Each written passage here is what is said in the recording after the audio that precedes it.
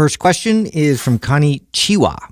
Is it true that shorter walks of 30 minutes or less will primarily burn sugar and carbs, while longer walks will primarily burn fat? Okay, yes, that's true, but no, it's not what you think it is. Okay, so here's what's true, right? When you're doing cardiovascular activity or any activity, you are burning energy, and the first type of energy that your body will burn is in the form of stored carbohydrates. Once that starts to get burned up and used, and believe it or not, you have a small supply of that in your body in comparison to the supply of fat that you have that you could burn for energy.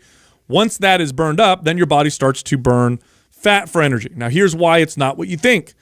It's not what you think because just because your body's burning fat for energy doesn't mean you're going to get leaner later if you're still in a calorie surplus. If you're in a calorie surplus, it just replaces it. It doesn't make any difference. I mean, keto, for example, ketogenic diet, you have no carbohydrate in your diet. You're running off of ketones, which is fat. Theoretically, you're burning fat all the time. And that's how they love to market it to you. Right. Can you gain body fat on keto, or can you not lose weight on keto or lose body fat on keto? Absolutely. Sure. So calorie deficit is necessary for fat loss, regardless of this, how much cardio you do and whether you're burning sugar, carbs, or fats. And the real benefit of comparison here is that a longer walk is going to burn more calories. Yes.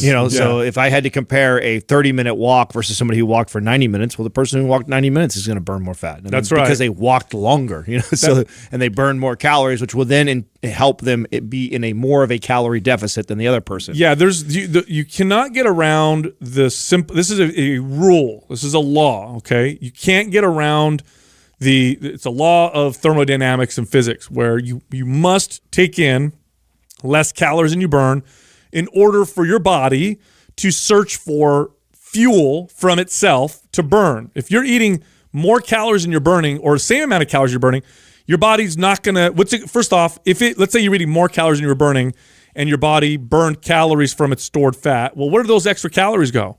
Right? They have to go somewhere. In other words, energy cannot be created nor destroyed. It gets transferred. It turns into other things, and so you can't get around that. So you have to be in a deficit to burn body fat. And you can do all the mixing things around, the magic you want, supplements and all this stuff.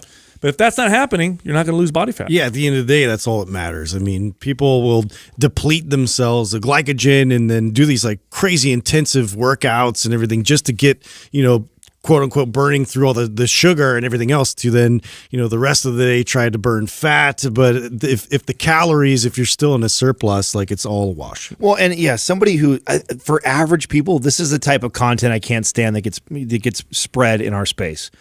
It's like for the average person, this is so splitting hair difference type of conversation. It's like focus on build. You know what'll help better than all this?